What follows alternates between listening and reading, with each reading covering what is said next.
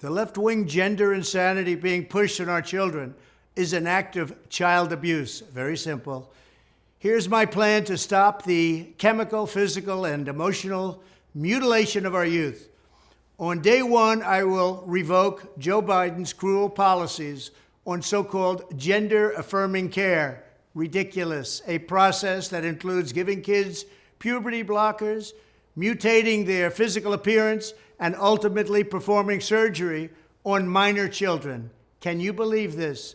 I will sign a new executive order instructing every federal agency to cease all programs that promote the concept of sex and gender transition at any age.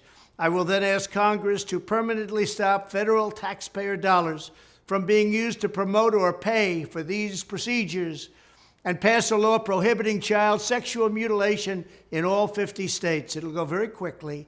I will declare that any hospital or healthcare provider that participates in the chemical or physical mutilation of minor youth will no longer meet federal health and safety standards for Medicaid and Medicare and will be terminated from the program immediately. Furthermore, I will support the creation of a private right of action for victims to sue doctors who have unforgivably performed these procedures on minor children. The Department of Justice will investigate Big Pharma and the big hospital networks to determine whether they have deliberately covered up horrific long-term side effects of sex transitions in order to get rich at the expense of vulnerable patients, in this case, very vulnerable.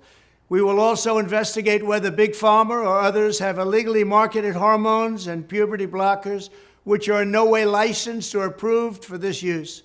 My Department of Education will inform states and school districts that if any teacher or school official suggests to a child that they could be trapped in the wrong body, they will be faced with severe consequences, including potential civil rights violations for sex discrimination and the elimination of federal funding.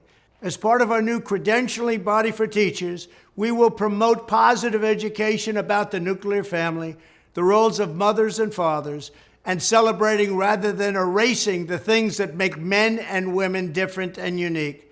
I will ask Congress to pass a bill establishing that the only genders recognized by the United States government are male and female, and they are assigned at birth. The bill will also make clear that Title IX prohibits men from participating in women's sports, and we will protect the rights of parents from being forced to allow their minor child to assume a gender which is new and an identity without the parents' consent.